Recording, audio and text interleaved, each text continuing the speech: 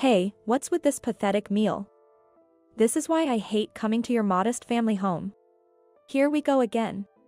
This woman, as usual, looks down on my husband and me with disdain. Seriously, I've come all the way here to visit my family home. And you could at least say, thank you for coming, and maybe offer something fancy like top-grade beef, right? Oh, but of course, you guys, being modest florists, probably have never even tasted such a thing. Ashley, that's way too much. Can you please take back everything you just said? As I say this, Ashley, our eldest son's wife, becomes infuriated. Huh? Who do you think you are to talk like that? You should remember your place.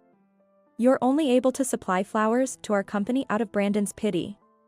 And just so you know, if I wanted, I could cancel that contract in a heartbeat. I couldn't help but sigh. Until now, I've been patient because she is our precious son's wife, but I've reached my limit. Ashley, if you feel that strongly, why don't you go ahead and cancel that contract? It might clear the air for both of us. Oh, really? You're saying that?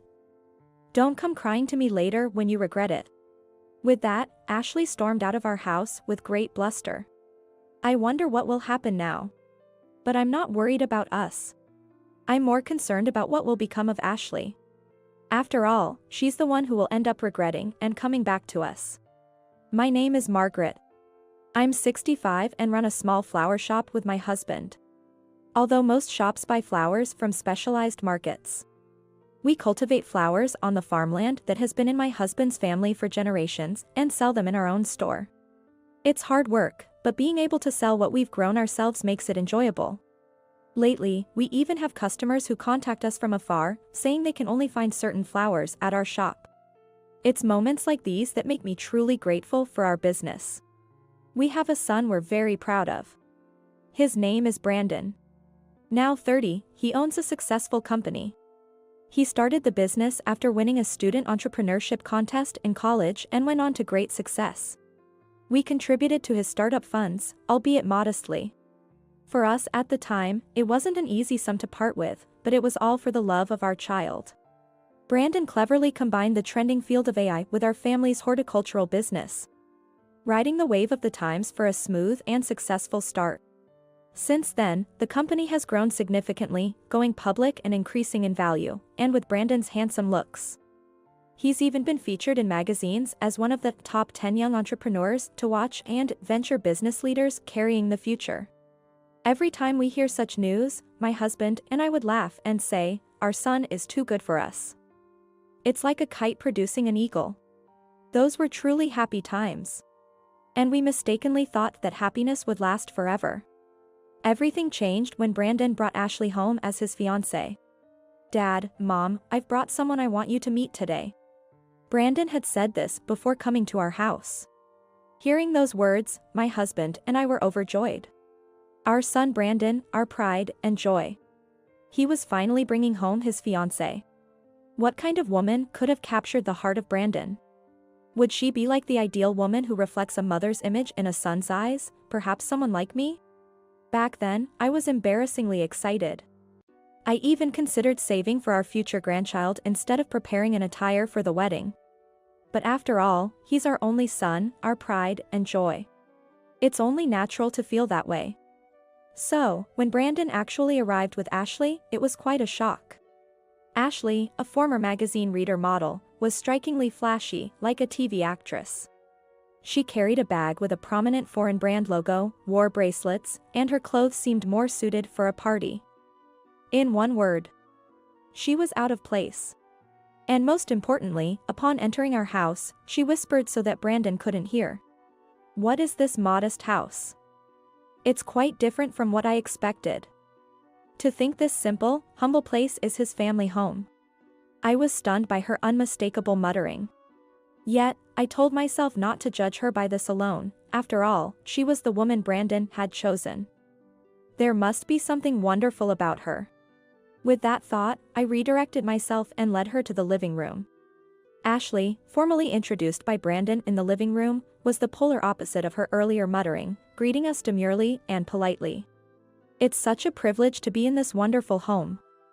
Brandon's parents are such a fantastic couple. We hope to be as happy as you two are.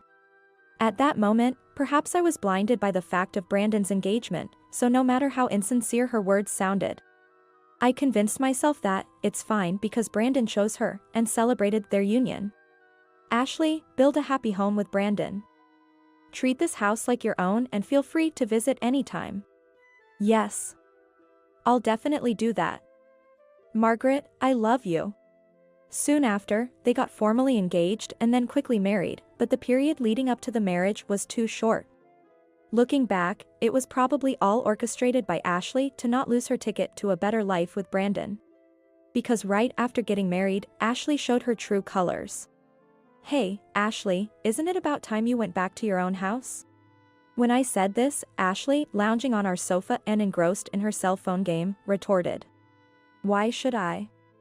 You said it yourself, feel at home here. So, I'm just doing as told. It's been like this every day. At the wedding, Ashley had indeed said, I will take care of the house and serve Brandon warm meals every day. I'll show you what a great wife I can be. But the Ashley after that statement was a completely different person, doing nothing at all. She hires cleaners for housekeeping. Most of the food is brought from our house. Cleaning? Why should I do it? Cooking? That's just not my thing. In this day and age, you can pay for everything, why bother doing it yourself? It's not even your money, you know? Shut up. Brandon's my wallet, so it's fine. He's satisfied to be married to a beauty like me. This woman is unbelievable. I keep wondering why Brandon married her, sighing every day. Brandon is currently busy with a new business venture, leaving everything at home to Ashley. Moreover, on the rare occasions he comes home, she hires a housekeeper, pretending she cooked the meals herself. The rest of the time, she's lounging at our place, doing whatever she wants. It's as if I've become her housekeeper. I want to talk to Brandon about this, but as Ashley said, his company is in the midst of launching a crucial new business, leaving him little time. And Brandon himself feels guilty for not being at home and unable to be with Ashley. Recently, he messaged me, Mom, I'm in this situation. So I'm counting on you to look after Ashley. I've told her to use my money freely. That's why Ashley is getting more and more out of control. Can this really be called a marriage? Is Brandon truly happy? I want sushi today. Hey, order some takeout, Margaret. Ashley. Before I could say something, Ashley interrupts me again. Oh, and make sure to order the premium sushi. Sigh. I let out yet another sigh, the count of which I've lost track of. But perhaps if it were just a matter of sighing, things might have been better. Because this woman, Ashley, has finally crossed an unforgivable line. It was during their first summer holiday after getting married. Brandon was busy with work, so only Ashley came to our house. As soon as she arrived, she said, Hey, why don't you sell this house and move into a senior living facility? Then, we can demolish this place, build an apartment building, and make money. I couldn't comprehend what she was saying at first. Ashley continued. The house is modest, but the land is spacious. We could build a sizable apartment complex. You enjoy your life in a senior living facility. And we get rental income. It's a win-win. What are you talking about? Demolishing our house and sending us to a senior living facility. Why do you get to decide that? Shut up. You'll be 70 in a few years, right? Then you'll probably need more support and care. I absolutely refuse to take care of you too.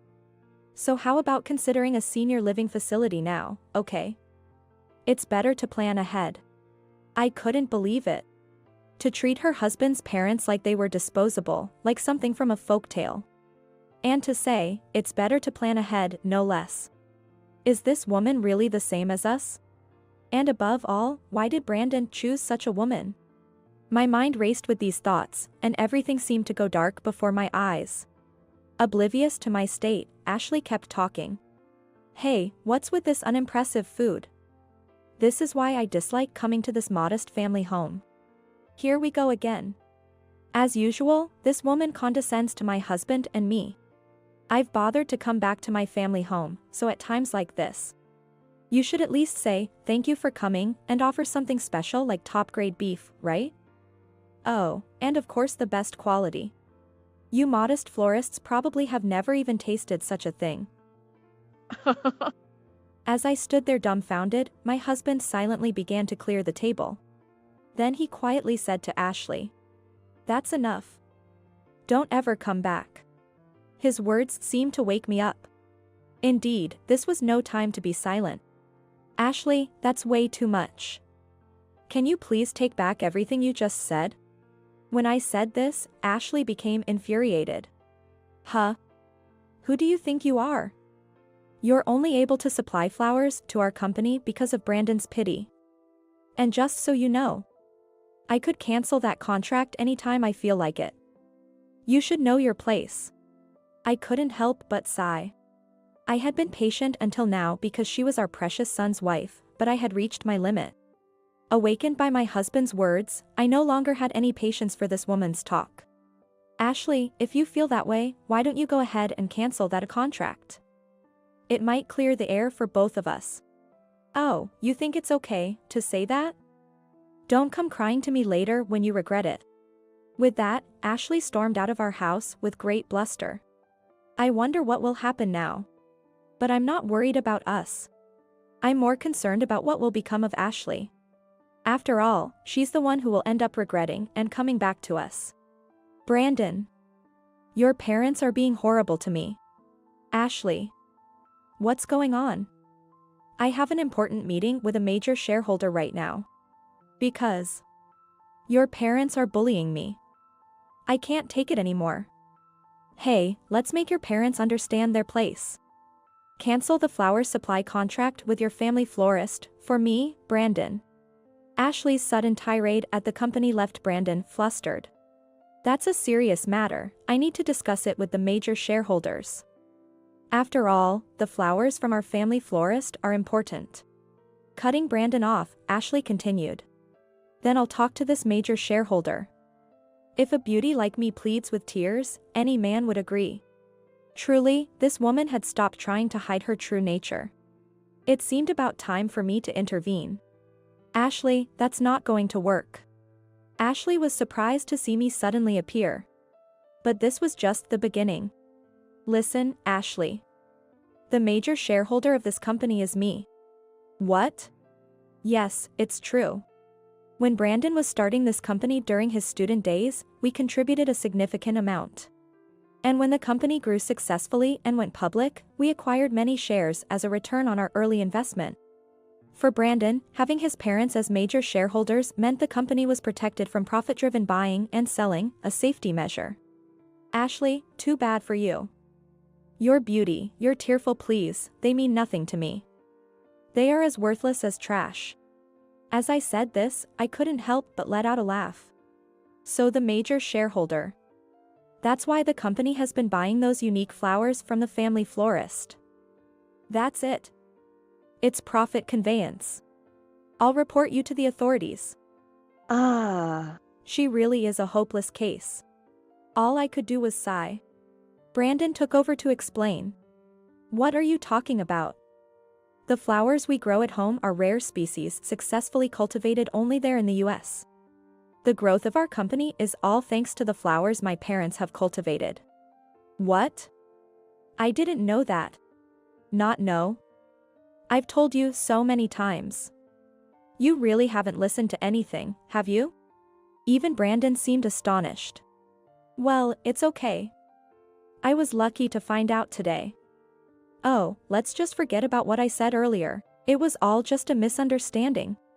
Ashley tried to backpedal when she realized her position was unfavorable. But for us, a mere misunderstanding wasn't enough. And there was still something I had to say to her. "Ashley, I have a question for you. Did you tell my parents to sell their house and put them in a senior living facility to build an apartment?" Naturally, Ashley couldn't feign innocence in front of me. She hurriedly started making excuses. "Oh, that was my kindness. You're in your 60s, your legs must be weak, right? So I thought you'd be happier in a senior living facility." It wasn't for the apartment. Really? Trust me, Brandon. Her attempt to manipulate Brandon with tears was too late. Having heard everything from me and witnessed Ashley's true nature, Brandon couldn't be swayed by her insincere pleas anymore. Sigh. I can't trust you anymore. We're done. Let's get divorced. Faced with the word divorce from Brandon, Ashley seemed to realize there was no escape. Fine. I'll divorce you too. But remember, you're the one who suggested it. I'll demand a hefty alimony. Ashley still seemed to think she could win. Don't think this is over. But those words were more fitting for us. She needed to be taught a lesson. Months later, the divorce between Brandon and Ashley was finalized, with a substantial alimony payment. The payer of the alimony was not Brandon, but Ashley. Because she had been caught cheating. Brandon had suspected her and hired a private detective. The investigation revealed that Ashley was having an affair with a salesman from a major real estate company. Her extravagant credit card spending was mostly for luxuries with her lover. And the detective's report was filled with photos of Ashley visiting lavish hotels with her affair partner. With this irrefutable evidence, Brandon successfully demanded alimony from Ashley. Initially, Ashley boasted, "With my beauty, I'll find a rich man to pay this." But her self-indulgent married life had taken a toll on her once stunning figure. Thus, it's no surprise that she ended up without anyone willing to associate with her. If she had dedicated herself to married life with Brandon, focusing on daily chores like cleaning and shopping, she probably wouldn't have let herself go so much. Thinking about it, this situation is the result of her self-indulgent lifestyle, where she solved everything with money, cooking, laundry, cleaning. All of it. To me, it's a case of just desserts. Since then, Brandon has been saying he'll enjoy being single for a while, relishing his bachelorhood. However, I can't let go of my selfish wish to see my grandchildren soon, so I've been secretly searching for a suitable partner for him. Thanks to this, my legs have grown stronger, and I even got a stamp of approval from my doctor on their robustness. So, it looks like I won't be needing the care of a senior living facility for a while longer. Today, I'm off to a tea party, which is actually a mission to find a potential match for my son, relying on contacts I know.